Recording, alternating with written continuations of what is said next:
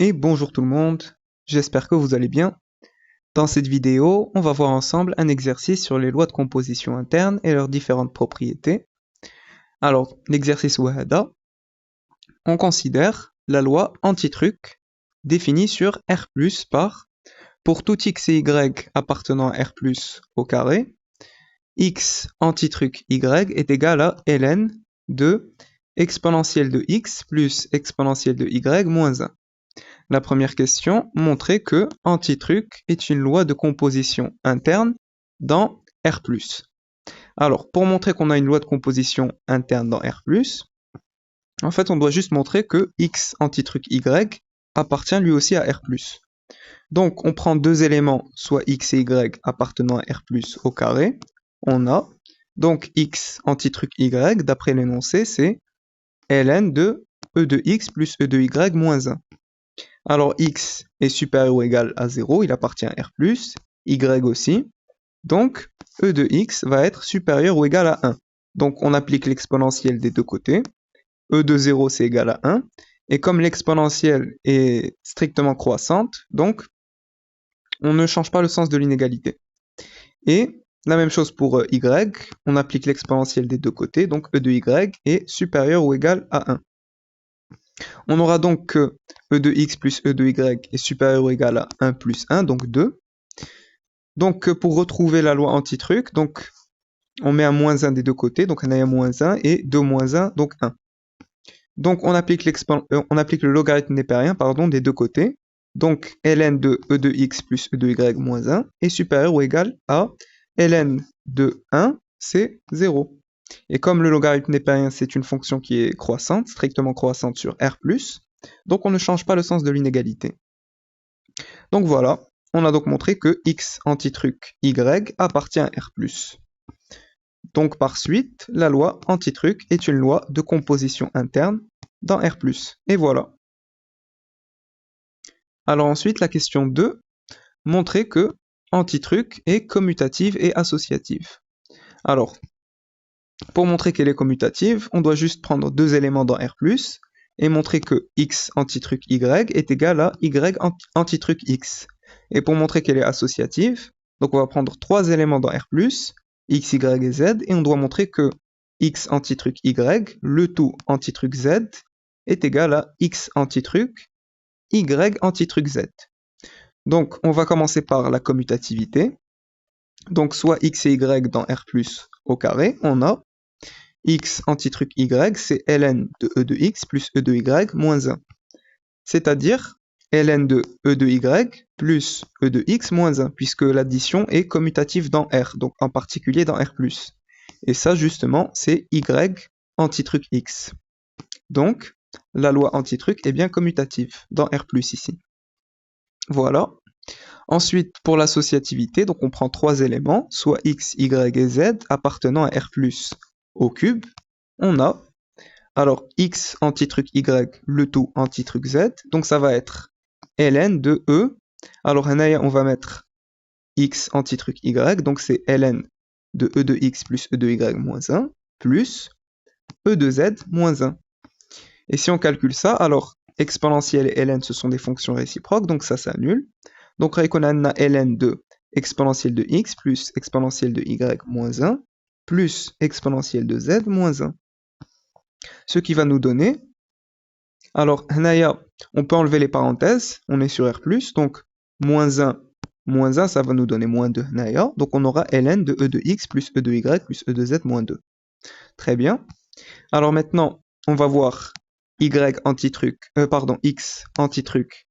y anti-truc z.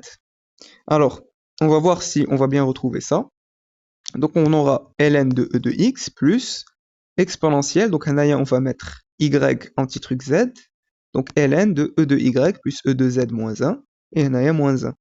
Alors, exponentielle et ln, ce sont des fonctions réciproques, donc on peut les enlever.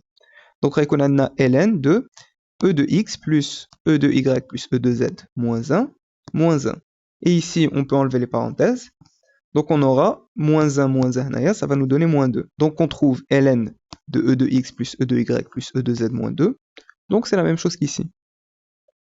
Donc on retrouve bien X antitruc Y, le tout antitruc Z. Et ça veut donc dire que la loi antitruc est associative, donc ici dans R+. Voilà. Ensuite, la question 3, montrer que la loi antitruc admet un élément neutre.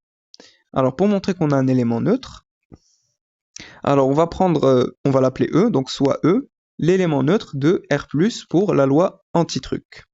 Alors pour montrer qu'on a un élément neutre, en fait on doit prendre un élément dans l'ensemble qu'on a, R+, donc on doit montrer que X antitruc E est égal à E antitruc X est égal à X. Alors ici on sait que la loi elle est commutative, donc on peut juste prendre X antitruc E est égal à X, donc ça va marcher, donc on peut aller directement avec ça. Donc pour tout X dans R+, on a, alors X antitruc E est égal à X est équivalent à, donc on prend directement X antitruc E est égal à X, donc c'est équivalent à, donc on applique la loi antitruc, ln de E de X plus exponentielle de E, alors E c'est l'élément neutre, moins 1 est égal à X. Ceci est équivalent à, donc E de X plus exponentielle de E, moins 1 est égal à exponentielle de X, donc on applique l'exponentielle des deux côtés.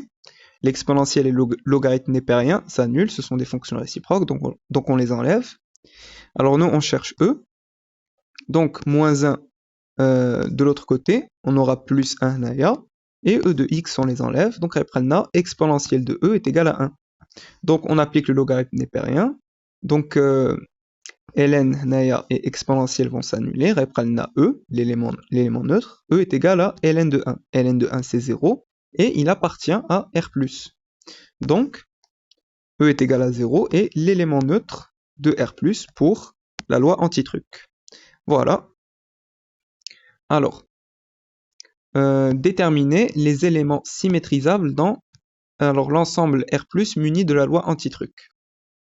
Alors, pour montrer qu'on a un élément symétrisable, que les éléments sont symétrisables, alors on va l'appeler X', donc X' c'est le symétrique de X, lorsque X antitruc X' est égal à E, l'élément neutre. Donc nous on sait que la loi elle est commutative, donc normalement on devrait mettre aussi est égal à X' antitruc X. Mais comme c'est commutatif, donc pas la peine de le mettre. Donc on va prendre X et X', soit X et X' appartenant à R+, tel que X antitruc X' est égal à 0, l'élément neutre. Donc c'est équivalent à ln de E de X plus E de X' moins 1 est égal à 0. Donc on applique l'exponentielle des deux côtés. Donc ln exponentielle ça part, na, E de X plus E de X' moins 1 est égal à E de 0, donc c'est 1. Alors moins 1 de l'autre côté, donc na 2 naya, E de X plus E de X' est égal à 2. Comme X est supérieur ou égal à 0 et X' aussi est supérieur à 0, alors E de X est supérieur à 1, supérieur ou égal à 1, et E de X' est supérieur ou égal à 1. Donc ça veut dire que la seule possibilité qu'on a, c'est que X est égal à X' est égal à 0.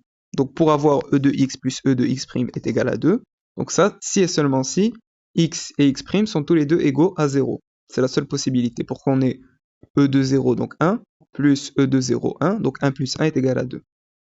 Voilà. Donc, en fait, le seul élément symétrisable de R+, pour la loi antitruc, c'est 0, et son symétrique, c'est 0. Voilà. Donc, voilà, c'était ça l'exercice. Donc, j'espère que cette vidéo vous a plu. N'hésitez pas à mettre vos remarques et vos suggestions en commentaire. N'oubliez pas de liker et de partager la vidéo, et à très bientôt.